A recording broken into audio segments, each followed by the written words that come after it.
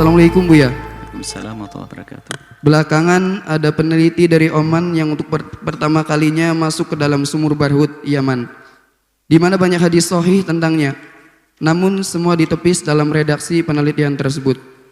Diceritakan mata air yang terkandung sangat jernih di dalamnya. Bagaimana menurut pandangan Buya? Terima kasih Buya. Disebutkan dalam hadis Imam At-Tabrani, Nabi menyebutkan, atau kama qala Nabi, inna syarra ma'i ma'uza, inna khaira ma'i ma'u zamzam. Sebaliknya, wa inna syarra ma'i ma'u barahaut. Ma'u barahaut, ma'u bi'ir barahaut, sumur barahaut. Dan Nabi menyebutkan bahasanya adalah di Hadramaut. Dan sampai hari ini orang sudah menentukan itu sumur Barhut berdasarkan hadis Nabi, tapi yang menentukan bukan Nabi. Jadi kewajiban bagi kita adalah karena Nabi pernah mengucapkannya, ya kita meyakini. Dan sifatnya memang muntin, aswat muntin, kan begitu dalam riwayat tersebut. Ternyata memang ada tim dari Oman, baru-baru atau tidak tahu sudah lama, wallahu alam, ini pernah mendatangi sumur tersebut dan coba dilihat kedalamannya kurang lebih 116 meter ke dalam atau 112 meter ke dalam. Dilihat dan diambil airnya, airnya jernih sekali. Kok tidak sesuai dengan hadis Nabi SAW? Nah, bagaimana kita menggabungkan antara apa yang ditemukan saat ini dengan hadis Nabi SAW? Kita berpegang kepada hadis Nabi. Nabi tidak akan salah dalam berucap. Artinya bisa jadi sumur yang selama ini kita anggap sebagai sumur Barhut bukanlah sumur Barhut.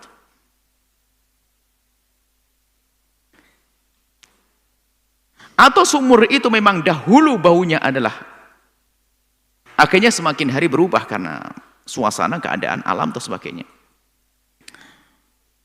Nah, jadi mungkin sekali itu adalah sumur Barhut yang benar yang pernah disebut oleh Rasulullah SAW. Tapi ketahuilah yang jelas Nabi tidak menentukan ini adalah sumurnya. Nabi tidak mengatakan semacam itu. Tapi menyebut di Hadramut, dekat Mahar sana ke arah. Jadi ada sumur Barhut yang di situ adalah ma'wal, tempatnya roh-roh jahat di tempat situ. Kalau roh-roh baik ada di Zamzam. Seperti itu disebutkan.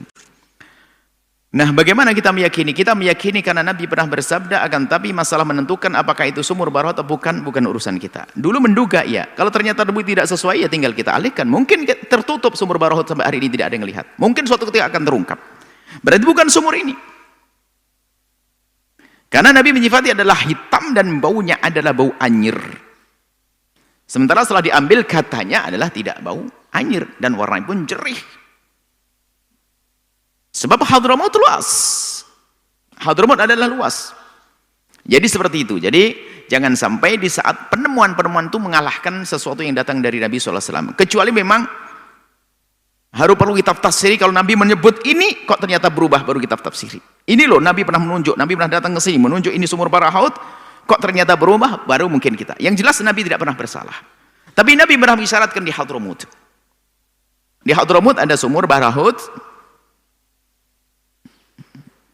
Ya seperti itu, sifatnya begini. Loh kok ternyata setelah dilihat, karena waktu itu belum ada yang masuk ke dalam. Karena pada takut. Nah, banyak cerita di balik kisah ini, cerita ini. Apakah benaran tidak ada orang tiba-tiba mau ngambil air di dalam, ditarik ke atas, badannya tinggal separuh. Wallah alam, benar tidaknya kisah itu. Itu kan kisah-kisah yang ada selama ini. Dan bukan juga dari hadis Nabi SAW. Hadis Nabi Imam Tabrani meriwayatkan seperti itu.